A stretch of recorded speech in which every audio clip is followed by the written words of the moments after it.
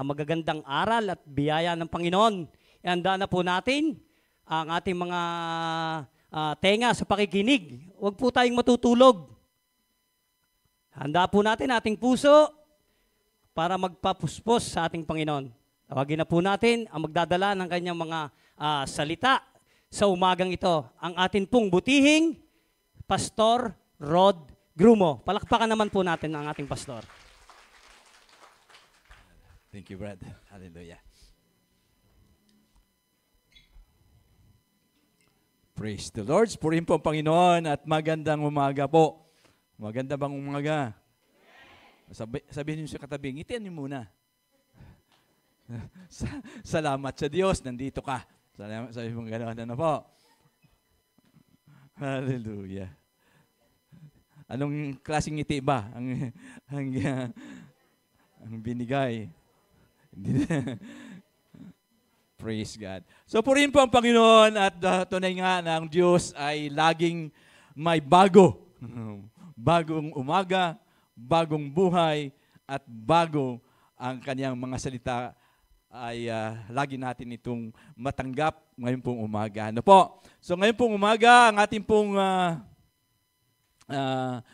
tema ngayong buwan ay God's favor through Christ's death and resurrection. Ibig sabihin kasi ay ano na po natin ngayon, ay mahal na araw na pala.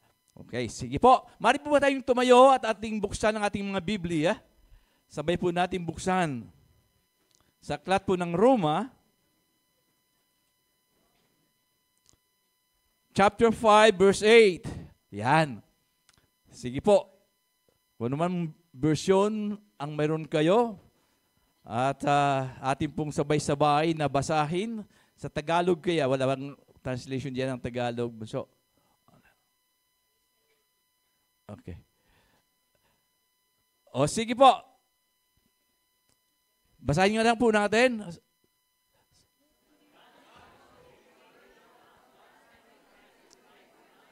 We are still sinner. Okay. Basahin ko po sa Tagalog. Ang sabi po dito, ayan.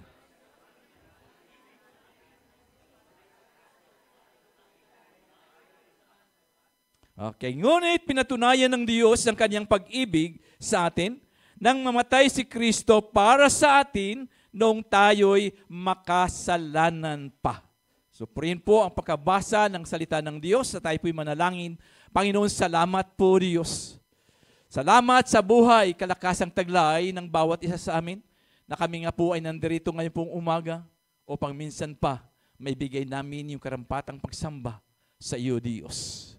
At bahagi ng aming pagsamba, O Diyos, ay ang pakikinig ng iyong mga salita. Salamat sa iyong mga salita na siyang patuloy pa, Panginoon, na ihahayag sa aming kalagitnaan, O Diyos. Kaya, Panginoon, pangunahan mo po kami. Ikaw nga po ang aming guro na siyang magpapaunawa sa amin ng iyong mga salitang ito, O Diyos. Gamit mo lamang, O Diyos, ang iyong abang lingkod upang maging alulod lamang na iyong pagpapala ngayon pong umaga. At tunay nga, Panginoon Diyos, ang bawat isa ay puspusin mo ng karunungan at kaalaman patungkol sa salita mong ito. At Lord, salamat po. Ito ang aming dalangin sa pangalan po ni Jesus. Amen at amen. So purihin po ang Panginoon, yung palakpak po para sa Diyos. Hallelujah. So ang pamagat po ng ating pong tatalakayin ngayon pong umaga, the reason of Christ's death. The reason, ibig sabihin, ang rason o ang ibang Tagalog po yan. Dahilan, yan, ang dahilan ng kamatayan ni Kristo sa krus. So sabi ko kanina, ito yung buwan na kung saan ay isi-celebrate o muling alalahanin muli ang mahal na araw o yung kamatayan ng ating Panginoong Hesus at muling nabuhay muli. Amen.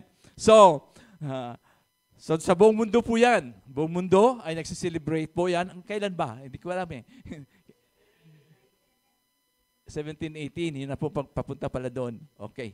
So praise God. So purihin po ang Panginoon dahil ito yung buwan na kung saan ay ating pong tatalakayin ang kabuuhan po kung paano po natin mabigyan o unawain patungkol po sa kamatayan at yung resurrection po ng ating Panginoon. So ngayon po ang aking tatalakayin, sinabi ko kanina, the reason of Christ's death.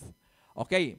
So alam po natin na lahat po tayo ay mahina at nangangailangan ng tulong. Dahil hindi po natin kayang iligtas ang ating mga sarili. So, kailangan mayroong magligtas, mayroong magsakripisyo para po tayo ay matubos sa ating mga kasalanan. Kaya nga po si Kristo ay dumating na masasabi talagang it's a right time na dumating ang Panginoon according doon sa schedule po ng Diyos.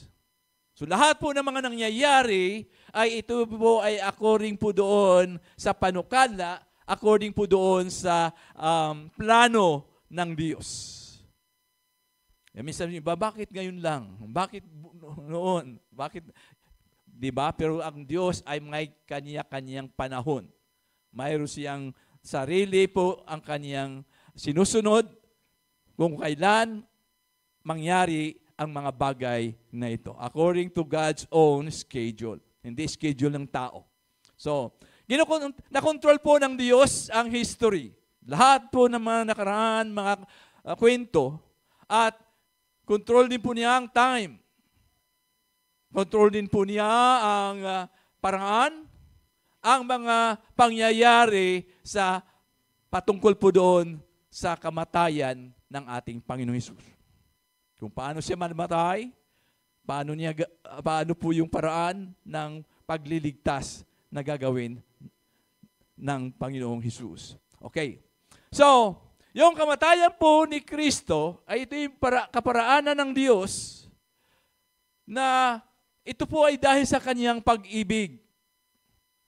Pag-ibig na may sakripisyo, na ito po yung kasama doon sa plano ng Diyos, plano ng Panginoon para tayo tubusin ang sangsinukob, ang sanlibutan. Okay. Na nag-offer rin po siya ng buhay na walang hanggan. Dito po ay pinakita ng Panginoon kung paano yung kanyang hustisya o yung justice na sinasabi at yung kanyang ultimate love para tayo tubusin sa ating mga kasalanan. So ngayon po umaga ay pag-aralan po natin ang katotohanan na napaloob sa kamatayan ni Kristo. Ang kanyang paghihirap at sakripisyo doon po sa krus ng Kalbaryo. Hindi lamang ito kwento, hindi kwento ng pangyayari, kundi ito po ay isang pundasyon kung saan nakasalalay ang ating kaligtasan. Dahil yun po ang ating inaasahan, yung kaligtasan. Kailangan mas lalo nating unawain at alamin, ano ba, no? Bakit kailangang mamatay si Kristo? Bakit kailangan pang isakripisyo, ipadala ang bugtong na anak, no? Na si Kristo Jesus upang tayo tubusin sa ating mga kasalanan. Okay. Si Kristo ay kailangang mamatay dahil sa problema ng kasalanan at pagkawalay ng tao sa Diyos. So yan po kasi ang purpose kung bakit po ay mamatay ay sakripisyo si Kristo. So bago po natin tingnan ang solusyon, tingnan po muna natin ang problema ng kasalanan. Tanda po natin, ng kasalanan ay may iba-iba mukha lang po yan. No? Na siyang lumikha ng pader o hadlang o harang sa pagitan po ng tao at sa Diyos. Ang pagkawala na ito po ay kailangang maibalik muli, ma-restore muli at magkaroon po ng panibagong solusyon. At ang naging solusyon nga po ay kailangang may magsakripisyo na isang tao upang maging handog para manumbalik ang relasyon ng tao sa Diyos. Tao ang kailangan dapat magligtas. Subalit, ano nangyari? Ngunit ang lahat ay hindi nakaaabot doon sa pamantayan ng Diyos. Kung mayroon pong nakitang tao, ang Diyos, na walang bahid ng kasalanan, yun na sana ang magligtas. Subalit wala. Sabi po ng Roma 3:23, sapagkat ang lahat ay nagkakasala at walang sinumang nakaabot sa kaluwalhatian ng Diyos. Wala. Kaya nga po si Moises mismo, no? Sa daming hirap na niya, ay hindi siya nakarating doon sa lupang pangako. Dahil minsan niyang sinuway ang Diyos. Anong sabi doon ng Panginoon kasi? Dahil sa reklamo ng mga Israelita, sabi ng Panginoon, gamitin mo yung tungkod, itatouch lang yung bato para bumukal ang tubig. So ano nangyari? Uminit ang ulo dahil nga po sa reklamo. Anong ginawa ni Moses? Hinampas niyang bato. Dahil doon, hindi siya nakarating doon sa lupang pangako. Pero sabi naman ng Panginoon, sige, umakyat ka doon sa tuktok ng bundok. Tanawin mo. So nakarating lang siya ng tanawan. Tanawin mo ang lupang pangako na ibibigay ko sa bayang Israel. Ano po? Natanaw naman niya hanggang doon. At doon siya namatay sa bundok na yon. So praise God, purihin po ang Panginoon. Dahil nga po ay walang nakita na tao ay ginawa ng Panginoon. Kaya nga po, ang kabayaran kasi ng kasalanan ay kamatayan. Tingnan po natin. Physical at spiritual. Kaya't walang sino mang tao ang karapat-dapat na tumubos dahil ang lahat ay nahatulan na ng kamatayan dahil lahat ay nagkakasala. Lahat tayo ay nagkakasala. Ngunit dahil sa labis na pagmamahal ng Diyos sa atin, ayaw niya na ang lahat ay mapapahamak. Kaya't isinugo niya ang kanyang bugtong na anak na nagkatawang tao upang siya'y magiging alay o yung tinatawag na kordero, no? Sa ikapatatawad ng kasalanan ng buong sanlibutan. Kailangan na may magsakripisyo dahil walang nakitang matuwid ang ginawa ng Diyos, siya pa rin ang gumawa ng paraan.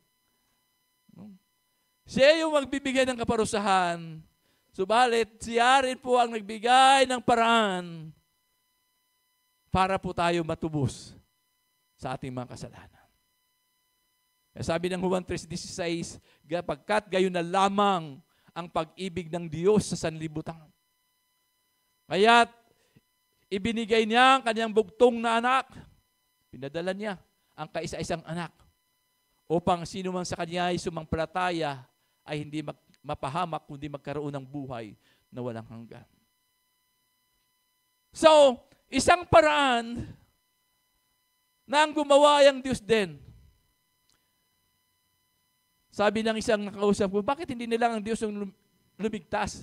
Pwede naman daw. Ang Diyos po ay hindi sumisira sa proseso. Dahil nung Old Testament, kung inyo pong nabasa, ay kailangang maghandog ng mga hayop, tupa, baka, o mga hayop na yon, ang tao para mapatawad ang kanyang kasalanan. Yun po ang requirements. Na kailangan may ihandog. At yung dugo ng tupang iyon, o ng hayop na yon, ang siyang iwisik-wisik sa tao. Na siyang babalot sa tao ngayon, yung dugo ng sakripisyo na yon, upang ang makita ng Diyos sa tao ay hindi na yung kasalanan ng tao, kundi ang dugo ng hayop na yon. Yung hayop na sinakripisyo. So, ganun po ang ginawa ng Panginoon ngayon. Dahil hindi na naging katanggap-tanggap. Kasi nga po ang ginawa ng tao ay patuloy at patuloy po nagkakasala. Mag-alaga ngayon ng hayop, ng mga tupa, kambing, baka. Ngunit kasabay ng kanilang pag-aalaga ng kanilang mga ihahandog, kasabay din ang kasalanan. Kasi sa isip ng tao ay nandun, maghahandog naman ako. Maghahandog naman ako ng hayop para sa kapatawaran ng aking kasalanan. So nakita ng Diyos yun, naaabuso. Naaabuso ng tao yung requirement ng Diyos na yun. Kaya sabi ng Panginoon, hindi nakatanggap-tanggap iyan.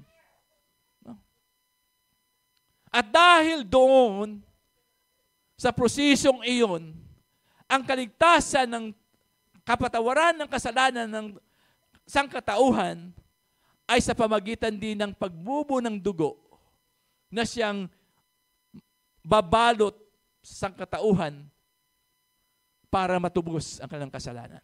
So si Jesus, ang the best option po ay ipadala ang kanyang bugtong na anak. Isinilang at namuhay na 100% tao. Ngunit 100% din po siya Diyos. Kaya lagi sabi ng Biblia, hinubad niya ang kanyang pagka-Diyos kasi hindi pwede tubusin ang tao ng Diyos. Sa pamagitan ng Diyos. Kaya kailangan magkatawang tao si Kristo para matupad talaga yung proseso ng kaligtasan. So, ganoon po ang ginawa para mapatawad ang kasalanan buong sanlibutan. So, sabi sa talatang 17 po kasi ang sabi doon, isinugo ng Diyos ang kanyang anak, hindi upang hatulang maparusahan ang mga tao, kundi upang iligtas ang mga ito sa pamamagitan niya. So, purihin po ang Panginoon. So, isinugo ng Diyos ang kanyang anak. Hindi upang hatulang maparusahan ang tao, kundi upang iligtas. Sabihin niyo nga po, iligtas. At ako yun. Amen. Praise God. So, kinikailangan mamatay si Jesus upang matupad ang matuwid na paghatol upang maparusahan ang mga makasalanan at pinintulutan naman na magpatawad ang Diyos at maligtas ang sangkatauhan. So ngayon po, tingnan po naman natin ang malalim pa na dahilan ng kamatayan ni Kristo. So ang una po ay, ito po yung pagbabayad sala sa kasalanan. So ang problema ay kasalanan. Okay. So ang kasalanan ng siyang nagpapahiwalay sa sangkatauhan, sa tao at sa Diyos. Lumikha ng pader na siyang namamagitan sa tao at sa Diyos, yung kasalanan. So kinakailangan may balik muli upang ang ugnayan ng tao sa Diyos ay magpapatuloy. Kaya nga po ang binibuild po dito ay relasyon. Relasyon natin sa Diyos. Hindi binibuild dito ang relihiyon. Baka sabi nila, sa dami kong relihiyon, siguro ligtas na ako. Marami bang gano'n? Ang binibuild po dito ay yung relasyon natin na may ibalik muli yung dating relasyon ng tao sa Diyos. Ngunit sa problema po ng kasalanan, kaya po ay para maibalik muli ang ugnayan ng tao sa Diyos, yun nga, pinadala si Kristo. So, kailangan ng sakripisyo ni Jesus. Si Jesus na walang kasalanan ay naging makasalanan. Kaya nga po, kaya naman ni Jesus pasanin yung cross na yun eh. No? Yung cross na kahoy na yun, kaya naman niya pasanin yun eh. Tanda po natin, ang Panginoon Jesus ay dating karpentero. The carpenter. Jesus is the carpenter. Bakit? Diba? Noong 18 years old, according sa history, 18 years old ang Panginoong Jesus ay si Jose, na kanyang kinilalang ama sa laman, diba? Ay namatay. 18 years old pa lamang si Jesus. So bilang panganay, tungkulin ng panganay na siya yung hahalili sa ama. Sa patungkol po sa pagdating po sa kabuhayan ng pamilya. So, talagang ang ating Panginoon ay batak na batak dito. Paano mag-carpenter, ano ba yun? Ano ba yung ginagawa yung magkatam, hindi katamaran, ha? Katam.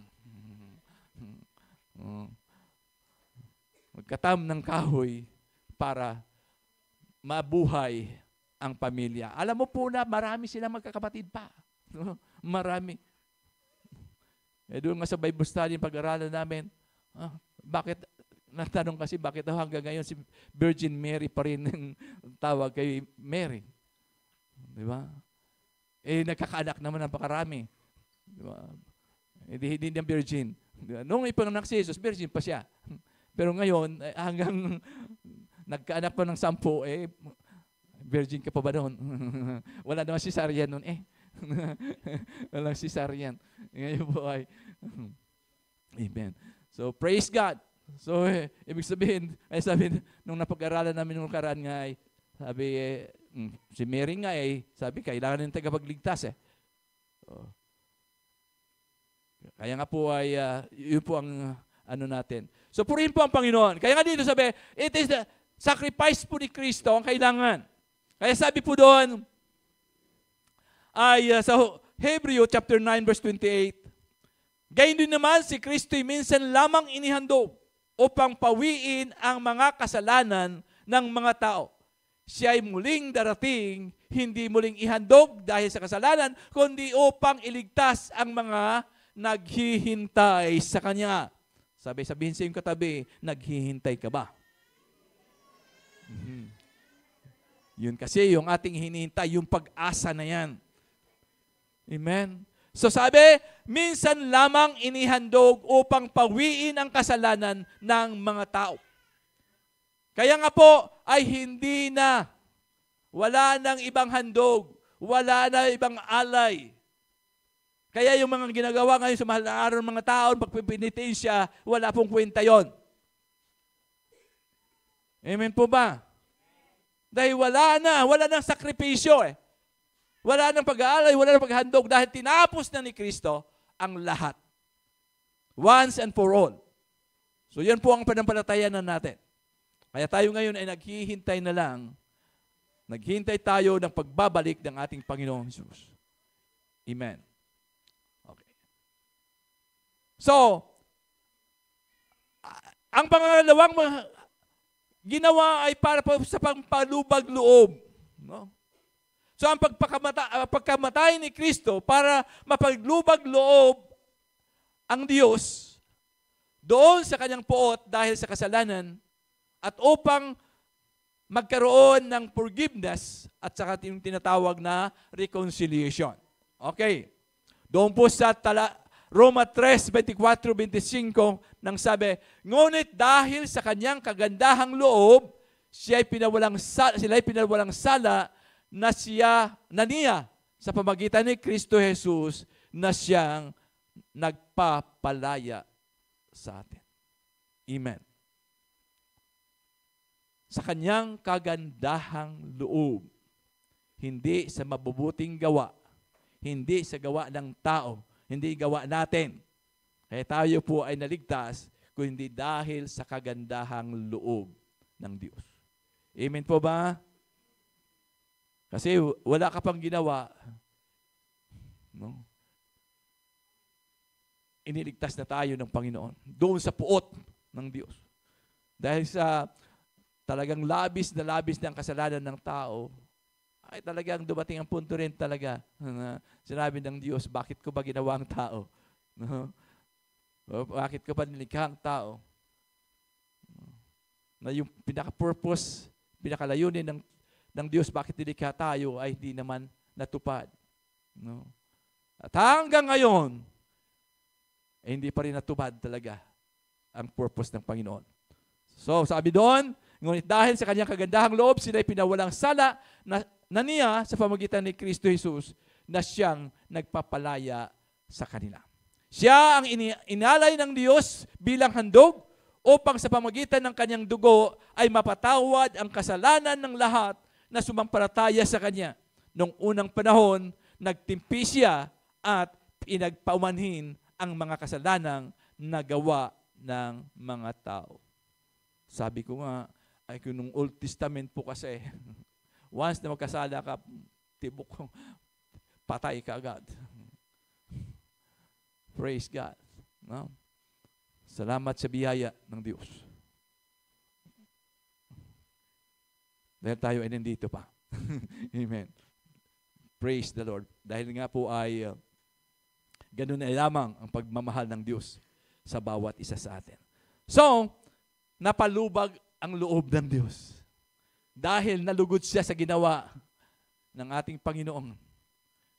Na kahit sinabi ng Panginoon nung siya po nanalangin sa Getsemane, sabi niya, Ama, baka pwede naman. Nag-request pa eh. Talagang totoo naman. Kahit naman siguro ikaw, tayo po yun. Nakitang-kita mo anong hirap, ano yung pasakit na yung dadaanan. No? Yung mga bata nga lamang, sabi, papaluin mo, di ba? Papaluin mo, ano na kagad, no? Takbo yan. Tatakbo.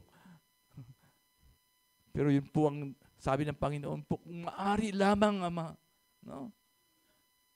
No? Malisin mo yung saro ng paghihirap. No?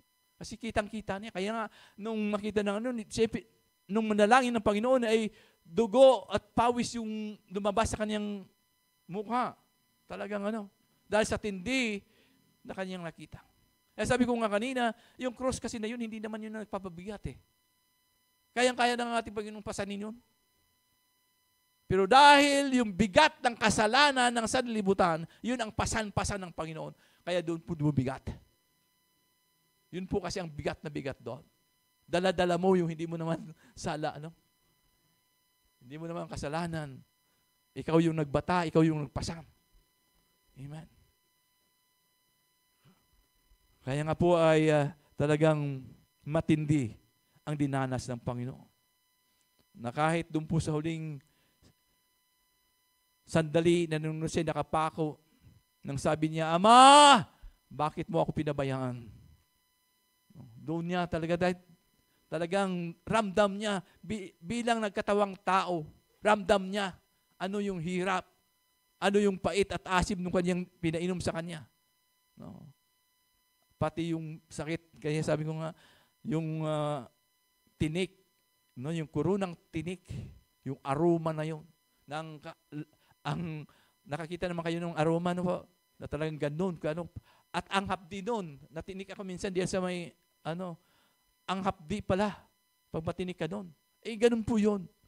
Biro mo yung tulis na yun, ang dami nun, ang siyang isinaksak dito sa ulo ng ganun, di ba, hanggang utak. Lampas po yun. Kaya nga nakita mo naman talagang yung dugo po na tumigis doon dahil doon ay natakpan ang mukha niya ng sabi ni Isaiah ay talagang hindi na makita na siya pa'y tao pa. Kasi dugo na yan sa mukha niya. Ang siyang tumigis po yan. Ganun kahirap. Kaya nga po ay purihin ang Panginoon. Na hindi gaon kadali, hindi po magaan ang dinanas ng Panginoon para ikaw at ako ay matubos sa ating mga kasalanan. Ang pangalawa po, ito ang nagpapahayag ng pag-ibig ng Diyos. Ang di maarok na pag-ibig. Hindi mo talaga kaya yung agape love talaga na yun. Na minsan masasabi mo, sino ba ako, Panginoon? Ay mahalin mo ng ganon. Diba? Sino ba ang tao? Sabi nga ng awit Sino ba ang tao? Sino ba ako? Para mahalin mo ng ganun. No? At hindi. Sabi ko nga, sa pamilya nga although maaari siguro sabihin ng ama at ina, sige ako na lang magpakulong para sa anak ko kasi mayroon mong ano eh. Pero yung anak ng kapitbahay mo, anak ng mga, nasabihin mo, ako na lang. Hindi mo magawa yun. Pero sabi ng Panginoon nga, ang tindi, na hindi naman mga kabibig-ibig, gabilang pa doon yung mga nagsisigaw, no? Sabi nga, sinisigaw pa, naglipusta sa kanya. Kasama yun sa kaligtasan ng plano ng Diyos. Amen. So, ang kamatayan ni Kristo nagpapakita ng sukdulang pagpapahayag ng Diyos ng kanyang pag-ibig sa sangkatauhan. Ang malawak na pagmamahal na udyok sa kanya upang ialay ang kanyang sariling bugtong na anak. Kaya mo ba? Amen. Talagang mayroon napanood kaming namatay, 4 lang yung anak niya 4, namatay yung bunso. Talaga naman, yung panaghuy talaga nila, di ba? Gayon naman talaga Amen. Kaya ano pa kaya nung nakapako ng Panginoon, no? Kaya nga, sabi nga, hindi itiningi ng Diyos ang paningin doon sa anyang anak Hindi na kaya tingnan. No. Makita naghihirap ang kanyang anak. Kaya gayon na lamang. Kaya nga sabi nga sa Juan 3:16 talaga, gayon na lamang ang pag-ibig ng Diyos. Kanino? Sa akin, sa iyo. No? Sa sangkatauhan, kaya't ibinigay niya ang kanyang kaisa-isang anak upang sinuman sumampalataya sa kanya ay hindi mapahamak. Paano mo na ipahayag ang pag-ibig ng Panginoon? Ito po ay pagkakasundo. Sa pamagitan ng kamatayan ni Kristo, tayo po ay nakipagkasundo sa Diyos mula sa pagiging suwael tungo sa isang relasyon ng kapayapaan at kahabagan. Kaya sabi po doon sa Romans chapter 5 verse 10, dahil tayo, basahin nga po natin.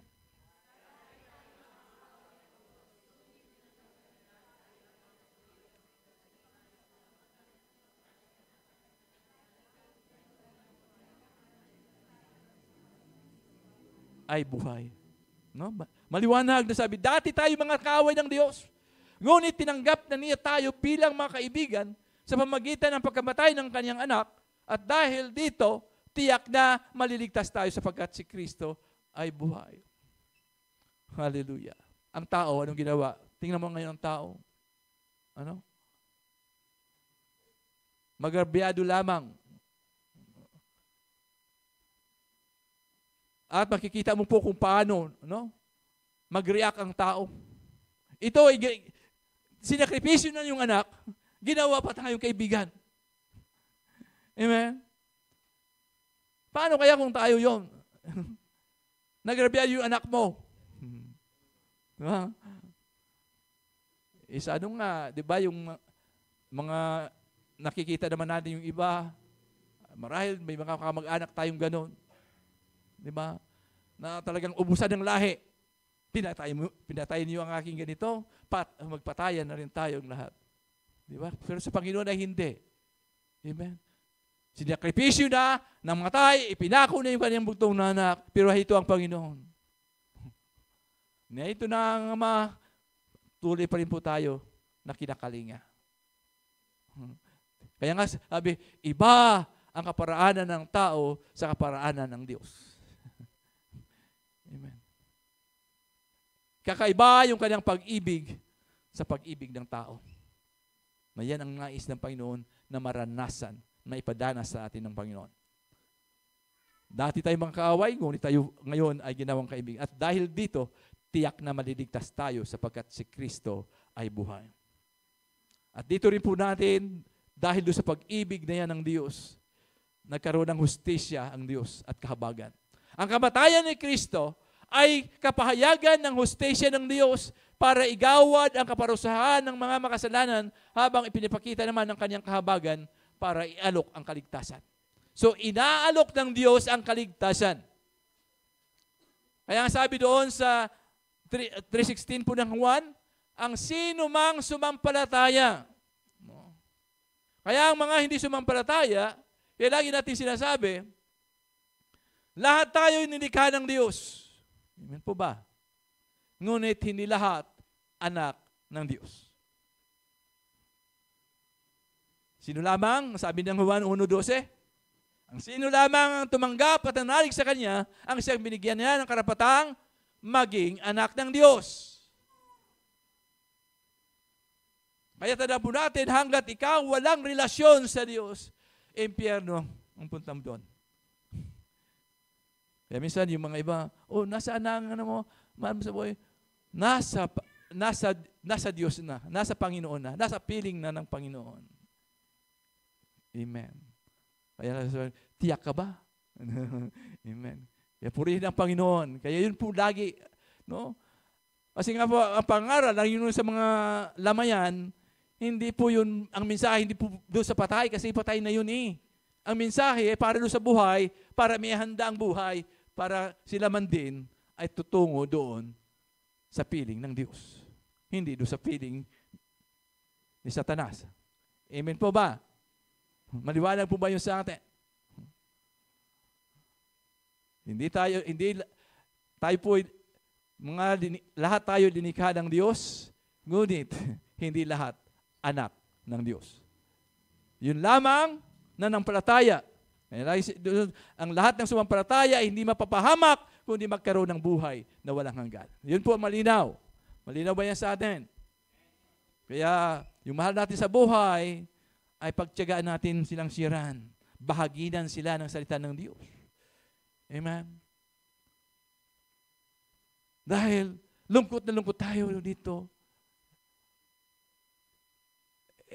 Paano ngayon pag nunod tayo sa kabila? Buhay. Tiyakin natin na sama-sama tayo doon sa kaharian ng Diyos. Amen po ba? Baka mamaya ay nandun ka na sa langit, yung ibang kamag-anak mo nandun pa. Kabila. Tandaan po natin na natatanaw. Kita natin yung kanilang kalagayan doon. Sa kabila. Kaya yan po ang patunay na kailangan natin magkaroon ng relasyon, pananalig, pananampalataya sa ginawa ng ating Panginoong Hesus. Not unless na hindi mo sampalatayanan yan, ay wala kang bahagi sa kaharian ng Diyos. Amen. So ang kamatayan ni Kristo ang kapahayagan ng hustisya ng Diyos. Sabi doon sa Isaiah 30:18, basahin ka po natin.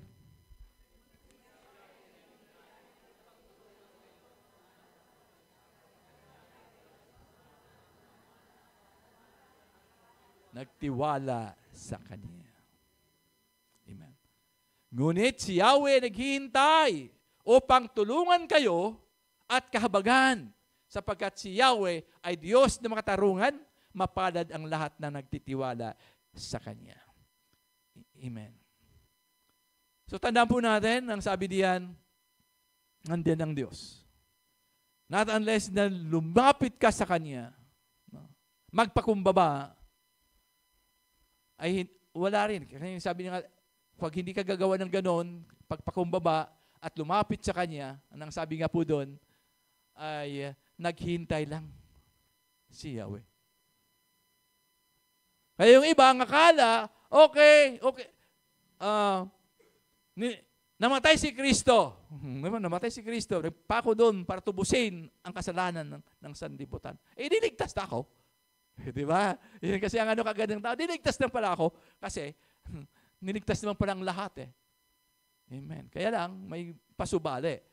Ang lahat lamang ng sumampalataya, nananalig sa Panginoon, ang siyang maligtas. Amen. So nandun, kasi nga yung puot eh. Yun ang iniligtas tayo doon sa sumpa ng puot ng Diyos. Ngayon, ang kaligtasan ay para lumapit tayo sa Kanya. Amen. Pag hindi ka lumapit, ay wala ang kaligtasan. Amen. Kaya yun po ang mahalaga. Hindi po magagawa ng panalangin ng iba para ikaw ay malipat doon. Sabi kasi ng ibang pananiniwala na mayroong purgatorio. Doon sa purgatorio ay magdidesisyon doon kung pupunta ng langit o impyerno. No? Ngayon, ang sabi ng iba, pag ipanalangin ng espesyal, kung espesyal na panalangin, ang inyong igagawa doon ay unti-unti daw yan ililipat doon sa langit. Aba, praise the Lord. Amen. Sabi ko nga kaya yung iba, ang ginagawa nga, magagagawa ng mga kung ano-ano, no? Para tumulong, para po magkaroon sila ng kaligtasan. Pero hindi po yun talaga. No? Malinaw, ang Biblia, ng kaligtasan ay nasa kay Kristo. Sa pagsampalataya mo, at kasabay kasi doon yung paghingi ng tawad sa Diyos. No, yung repentance na sinasabi. Okay. Then, ang pangatlo po ay ang pagpapanumbalik ng relasyon. Okay. So, nung magkasala po, una, si Adan at saka si Eva. Sabi nga ng iba, bakit kasi kinain pa yung mansanas? Ang dami pang mansanas daw kinain Amen. So, ibig pong sabihin lamang, na mula kay Adan at kay Eva ay naputol ang relasyon ng Diyos, ng tao sa Diyos. So, kailangan ay maibalik muli ang relasyong ito. Kailangan po ma-restore po yan. So, anong gagawin? Wasakin ang kapangyarihan ng kasalanan. So, ang kamatayan ni Jesus ang siyang nagwasak ng kapangyarihan ng kasalanan at kamatayan na nagbibigay pag-asa ng buhay na walang hanggan. So, ito po, ang kamatayan ni Jesus ang siyang nagwasak ng kapangyarihan ng kasalanan. So, alam po natin, kaya sabi doon, ang kabayaran ng kasalanan ay kamatayan. So, winasak ngayon ni Jesus ang kamatayan. So, dahil nga po sa kanyang pagtubos, doon, pagtubos niya sa sangkatauhan, winasak niya yung kamatayan. Kasi siya ay namatay, ngunit sa ikatlong araw, siya ay nabuhay na maguli. So, ibig sabihin, pinagtagumpayan ni Jesus yung kamatayan. Siya mismo ay naranasan niyang mamatay at ngunit sa ikatlong araw, hindi siya nahawakan ng kamatayan, ng kasalanan. Kasi ang kamatayan ay kasalanan. Dahil sa kasalanan. Kaya nagkaroon ng kamatayan ng tao. Amen po ba? Maliwanag po ba yun? Kaya kasi ang sabi ng Panginoon, kung kayo kakainin ninyo yan, tiyak kayo mamamatay. Di ba? Ang unang namatay doon ay relasyon ng tao sa Diyos. Ang pangalawa, kahit sila ni Adan ay inabot ng 900 plus pa yung edad, namatay pa rin. Kasi yun po ay sumpa ng kamatayan, ng kasalanan, kaya mayroong kamatayan. Kasi kung walang kasalanan, ay walang kamatayan. Dahil sa kasalanan, ay kailangan mamatay. At katulad ni Kristo, siya ay namatay at inilibing, ngunit sa ikatlong araw, siya ay nabuhay na maguli. So, ibig sabihin, pagkatapos nating mamatay, mayroon pang buhay. Amen po ba? Ay, wag nating masyadong, ang tawag doon. Although masarap naman talaga mabuhay. Sino ba dito magsabi hindi masarap mabuhay? Kahit nga po yung mga naghihingalo na, pagtanongin mo, anong ipapipray natin? Habang buhay ka. Amen. Dahil masarap talaga mabuhay. Praise God. Yun po ang katotohanan naman. Kahit mahirap ang buhay, masarap pa rin mabuhay. Amen. Kaya, ganun po. Okay? So yun. So, sa pamagitan po ng pagkawasak ng kamatayan, kaya nga sabi ng Biblia, ang isang buto ay kailangan muna ilibing sa lupa. Di ba? Ilibing sa lupa. Ibig sabihin mamatay. At saka siya nga sisibol. Magkaroon ulit ng panibagong buhay tayo. Amen. Sabihin mo sa katabi, tiyakin mo ha.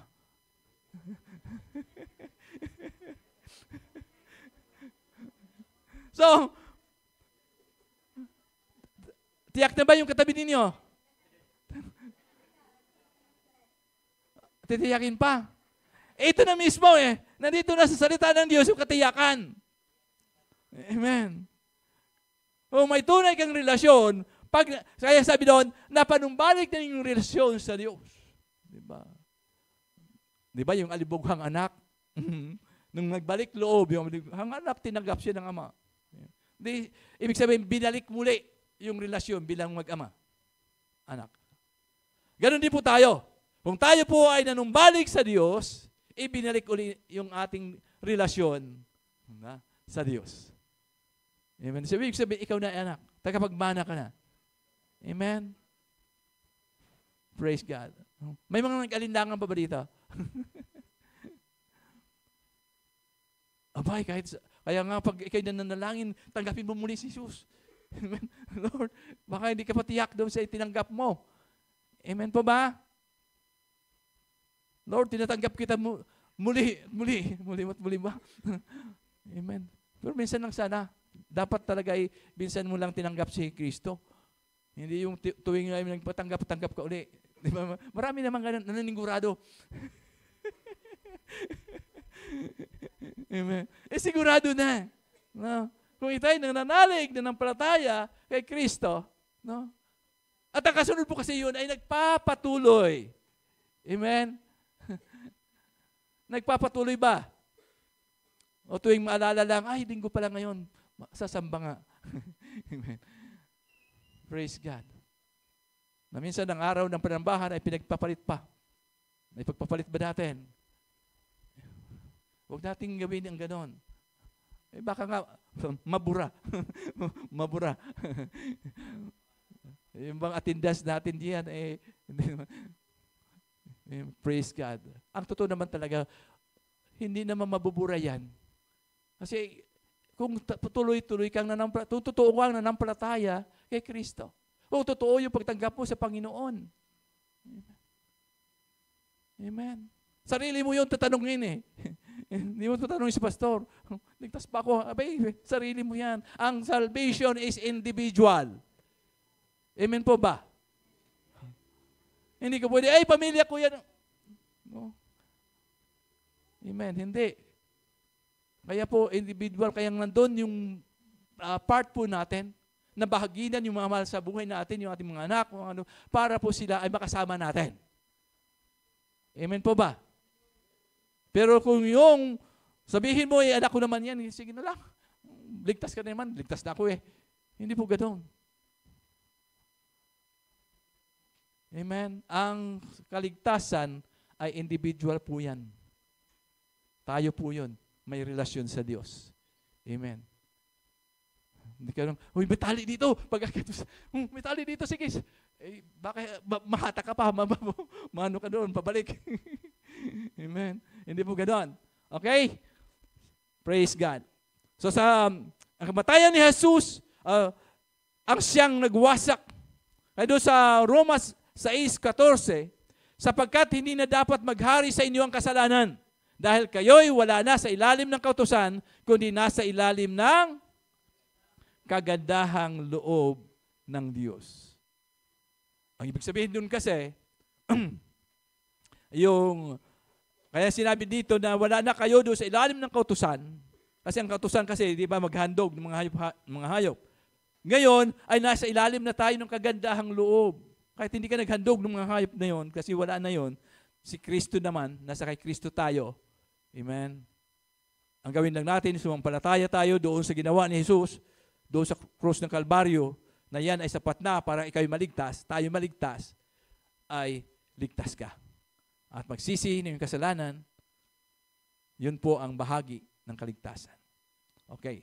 So, hindi na tayo sa ilalim ng kautusan, kung hindi tayo ay nasa ilalim na ng kagandahang loob. Amen. Ng Diyos. Kaya praise God nga. No? Purihin ang Panginoon. Habang tayo naghihintay sa pagbabalik ng Panginoon, o paghihintay kung tayo may kukunin na ng Panginoon, no? Dapat tayo na natiling tapat sa ating pananampalataya, sa ating pagtitiwala sa Panginoon. No? At lagi tayo nandoon, lagi kasama sa presensya ng Panginoon. Sa Romans 8, chapter 8, verse 2, sa pamamagitan ng kautusan ng Espiritong nagbigay buhay dahil sa pagkikiisa natin kay Kristo Jesus, pinalaya na ako mula sa kautusan at kasalanan at kamatayan. Amen. Sa pamamagitan ng kautusan ng Espiritong nagbibigay buhay dahil sa pagkikiisa natin kay Kristo Jesus. Pag hindi ka nakikiisa pa kay Kristo Jesus, ay wala, hindi mo maranasan to. Pinalaya na ako mula sa kautusan at sa kasalanan at kamatayan. Ang kasunod ay mayroon pong panibagong buhay kay Kristo. Amen. Ito po yung dulot ng sakripisyo ng ating Panginoon. Sa pamamagitan ng pananampalataya sa sakripisyo ni Kristo, tinanggap natin ang panibagong buhay. Sa pamamagitan ng kapangyarihan ng banal na Espiritu Santo, tayo ay makapamuhay sa kalooban ng Diyos. Amen. Hindi natin kayang magpakabuti. Hindi natin kayang magpakabait. Amen. Hindi natin kayang magbago. Subalit yung banal na Espiritu Santo na sumasa atin ang siyang katulong po natin para baguhin ang ating buhay. Amen. Kung tunay mong tinanggap ang Panginoong Hesus sa buhay mo, ang Espiritu ng Diyos ay nasa iyo. Amen. Sa mga hindi mananampalataya, ang tawag nila doon ay konsensya. Kinukonsensya ka. Ganon eh. Sa Kristiyanong mananampalataya, sa atin po yun, conviction po yun. No? Kinukumbikta ka. Pag ikaw ay lumihis doon sa daan, sa ginawa mo, may nagkukumbikta sa iyo. No? At makikita mo na kung anong tawag doon, hayaan mo, sumunod ka doon sa nagkumbikta sa iyo. Ibig sabihin, ikaw isang masunuring anak ng Diyos. Amen. Alam ko lahat po yan. Bago gawin ang isang kasalanan, hindi naman yan, sabi, nabigla ka, hindi naman ganun eh. Pinag-iisipan. Ibig sabihin, nandun pa yun eh. No? At bago maganap yung kasalanan, batid mo yun. Alam mo yun. Amen po ba? So, ibig po sabihin, nandun kasi yung nagkukumbikta sa'yo. No? Ang nangyari nga lamang, hindi mo pinakinggan, tuloy-tuloy ka pa. So, yun po ang ano doon. Kaya nga, sa pamagitan ng pananampalataya at sakripisyo ni Kristo, at yung banal na Espiritu, ang kapangyarihan ng banal na Espiritu, ay tayo makapamuhay ayon doon sa kalooban ng Diyos. 2 Corinthians chapter 5, verse 17, anong sabi? Basahin po natin.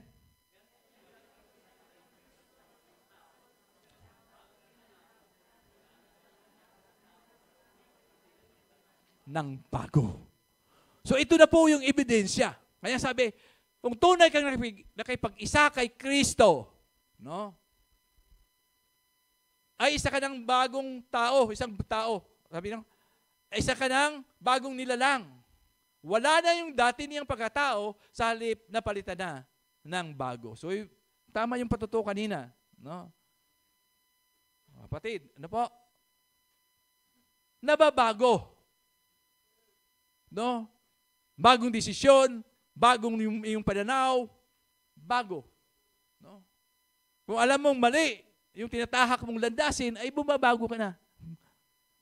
Instead na kumaliwa, diretso. No? Ang lakad. Ganun po kasi ang ano doon.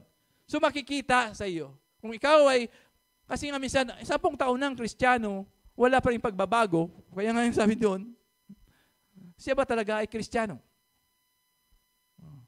Although ang pagbabago, hindi naman may biglaan, pero kadalasan talaga gradual. Pero mayroong nakikita. Kaya nga po, araw-araw binabago. Amen po ba?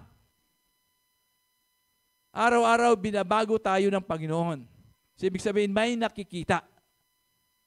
Sa buhay po natin, kaya sabi ko nga, kahit hindi mo na lagyan ng noo mo ng born again ako. Di ba? makita sa iyong buhay, makita sa iyong pananalita, paano ka kumikilos, sa tahanan man yan, sa labas, paano ka kumilos. Yun ang prueba kasi, kung tunay kang nakipag-isa kay Kristo. Kasi yung Espiritu nandun sa iyo, hindi po yan din naman makakilos hanggat hindi mo sabihin sa Kanya. Amen po ba? Sabihin mo, pakialaman mo ang buhay ko, Panginoon. No? Banal na Espiritu Santo, pakialaman mo ang buhay ko. Pero hanggang ngayon, sinasabi mo pa rin, Lord, wag naman yung isa na yun. Yun na lang eh. Yun na lang yung bisyo ko eh. Sino ba dito nagre-request pa sa Lord? Amen. Doon sa, natin, next first Sunday natin, ay mamaya may announcement na mayroon po tayong ganaping mga na baptism. So, pag-pray nyo na nga, mamaya, yung mga baptism mamaya ay candidate, sinong nais, ay magpaiwan muna mamaya. Kasama po yan sa ating Okay, so, ibig pong sabihin po lamang, ito yung mag-udyok sa iyo para ikaw ay magpatuloy. Magpatuloy at maglilingkod sa Panginoon. Kaya sabi dito, dahil sa kawalang pag-asa, ngayon ay nagkaroon na tayo ng pag-asa. Ang sabi po ng unang Pedro, chapter 1, verse 3-5, pasasalamatan natin ang Diyos at Ama ng ating Panginoong Jesucristo dahil sa laki ng habag niya sa atin. Habag. No? Tayo'y binigyan niya ng isang panibagong buhay sa pamagitan ng muling pagkabuhay ni Jesucristo. Ito ang nagbibigay sa atin ng isang buhay na pag-asa. Na nagmamana tayo ng kayamanang di masisira. Sino ba dito ang may mamanahin? Dito, nagmana tayo ng kayamanang di masisira, walang kapintasan at di kukupas na inihanda ng Diyos sa langit para sa inyo. Praise God. May wag na kayong mag-isip pa na dapat mayroon akong pamana. Mayroon akong mamanahin dito sa lupa. Kasi mayroon na doon tayong mamanahin. Amen po ba? Ay baka sabihin, naku, kailangan ko pa talaga maghanap buhay, magtrabaho para kumita ng kumita, para may mamanahin naman ang aking anak at ang aking apo. Praise God. Hallelujah. Amen. Pero tanda po natin, ng lahat ng yan ay iiwan lahat. No? Pag-aawayan lahat. Sabi pa ng isang mag-asawa, sabi niya, ala, pag ako'y namatay, sino ngayon ang mag-ano daw yung kaniyang pinagkahirap-hirapan? Baka daw yung pangalawang maging asawa. Amen po ba? Totoo naman yun. Mamaya, yun na nga. Yeah, praise God. Purihin po ang Panginoon. Nagmamana tayo ng kayamanang di masisira, walang kapintasan at di kukupas na inihanda ng Diyos sa langit para sa iyo. Sa pamagitan ng iyong pananampalataya, iingatan kayo ng kapangyarihan ng Diyos habang hinihintay ninyo ang kaligtasang nakahandang ihayag sa katapusan ng panahon. So ang kamatayan ni Kristo ang nagbibigay sa atin ng walang hanggang pag-asa. Amen. Ay sa kamatayan ni Kristo, dahil siya namatay sa krus, nagsakripisyo siya, yun kasi po ang ating pag-asa, ang kanyang pangako sa yung panghihinaharap po natin na punong-puno ng kaligayahan at kapayapaan sa presensya ng Diyos. Amen? Natatanaw niyo na ba? Natatanaw niyo nga. No, dapat kasi yun ang laging pananaw natin. No? Hindi yung pananaw natin hanggang dyan lang. Kaya lagi na tinitingnan ang iyong kalagayan, minsan tinitingnan yung kapitbahay. No, yung kapitbahay namin, may bago na naman. Dapat meron din kami. Hallelujah. Amen. So, yun po ang doon. So then, it is the fulfillment ng propesya. So, ang propesya sa Lumang Tipan, so ang kamatayan ni Kristo ay katuparan ng mga propesya sa Lumang Tipan na nagpapahayag ng kanyang plano at layunin at sa likod ng kanyang buhay at ministeryo. So ano ba yan? Mayroon pong, alam po ng Diyos ang simula, alam ng Diyos ang ngayon, at alam po ng Diyos ang hinaharap. So, noon pa man ay nakaplano na. Kaya sabi doon, nakaplano na. So, sa pamagitan po ng kamatayan ni Kristo, natupad ang propesiya patungkol doon. Ang kamatayan ni Kristo ay hindi po aksidente po yon. Ngunit ito po ay sadyang gawa ng kahabagan at pag-ibig ng Diyos upang tubusin ang sangkatauhan. Nakaplano po na po yan. Kung babasahin mo ang Genesis, nandun na rin. No? Ang plano ng pagliligtas ng Diyos. Hanggang ngayon, hanggang sa aklat po ng Isaias, ay natupad ang propesiya patungkol po sa kamatayan ni Kristo na siyang tutubos sa ating mga kasalanan. Amen. Malinaw mo ba yan sa atin? Nanawa po sa bawat isa sa atin, lagi natin, hindi lamang tuwing mahal na araw ay ating inaalala na mayroong ipinako, mayroong Kristo na ipinako sa krus ng Kalbaryo ng sakripisyo para sa atin. Araw-araw dapat natin alalahanin. Amen. Tuwi-tuwi na alalahanin natin na mayroong nagpakahirap, mayroong nagsakripisyo para sa katubusan ng ating mga kasalanan. Amen po ba? At tayo po tumayo.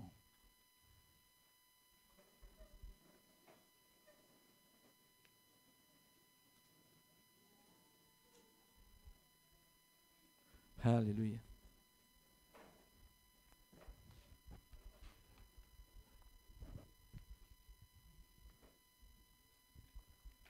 Minsan pa alalahanin natin, gunitain natin sa ating puso't isipan,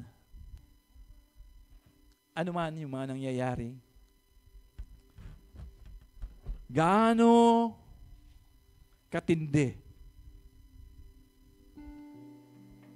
para mabayaran lamang, gaano katindi yung hirap at pasakit na tinamo ng ating Panginoong Hesus para lamang mabayaran ang ating mga kasalanan. Nang dugo mismo ni Jesus ang siyang tumigis, ibinuhos para mahugasan tayo sa ating mga kasalanan. At ngayon pong umaga,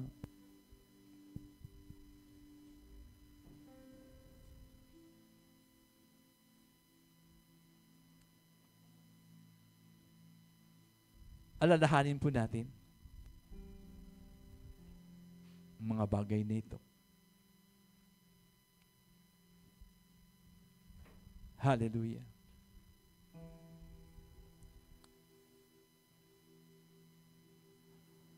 Hallelujah. Oh, purihin ka, O Diyos.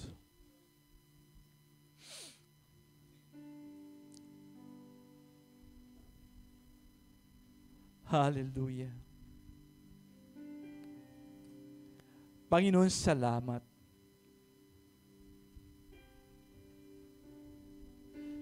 Salamat sa iyong di maarok na pag-ibig sa amin, O Diyos. Salamat dahil minahal mo kami ng lubusan. At dahil sa labis na pagmamahal mo, Diyos,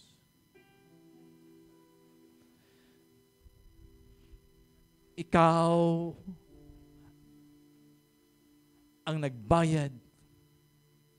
Ikaw ang tumubos sa amin sa tiyak na kapahamakan.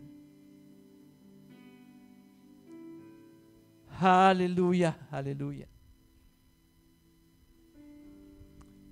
Panginoon,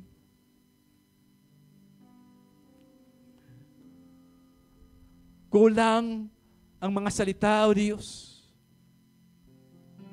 para sambitin, O Diyos, ang aming taos-pusong pasasalamat sa iyo.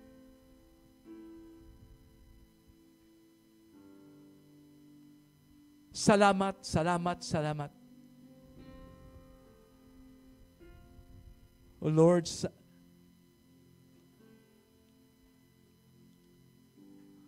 nais mo sa amin, O Diyos, na maging totoo sa iyong harapan, O Diyos. Na kami, Panginoon Diyos, ay buong pusong nagpakumbaba sa iyong harapan. At patuloy, O Diyos, na in-acknowledge, Panginoon,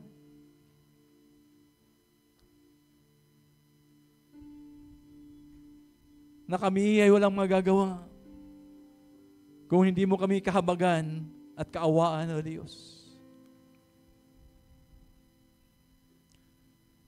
Dahil ang kaligtasan, Panginoon Diyos, ay sa pamagitan ng iyong biyaya at angwa sa bawat isa sa amin. Kaya Lord, salamat dahil ikaw ang Diyos na punong-puno ng awa at habag.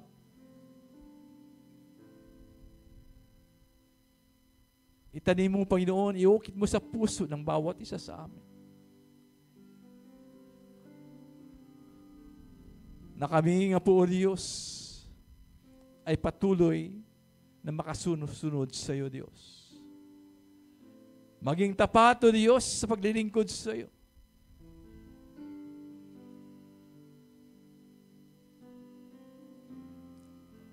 Ngunit kulang na po, O Diyos, kulang ang aming Panginoon sakripisyo para, Panginoon Diyos, mabayaran ang iyong Panginoon ginawa sa amin. Ngunit ang nais mo lang, Panginoon Diyos, ay mahalin ka, sumampalataya sa iyo, at manumbalik sa iyo. Kaya, Panginoon, salamat, O Diyos. Na minsan pa, Panginoon God, pinaranas mo sa amin ang iyong walang hanggang pagmamahal, pag-ibig. Kaya ngayong pong umaga, nandito po kami sa iyong harapan. Lubos na nagpupuri, pasalamat sa lahat ng ito, Diyos. Ito po ang aming dalangin sa pangalan po ni Jesus. Amen at amen. Praise God.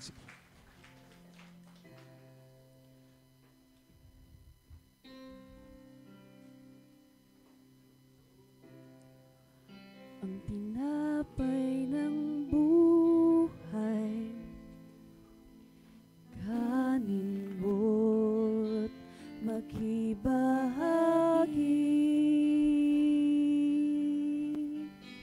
Ito ang tinapay ng buhay,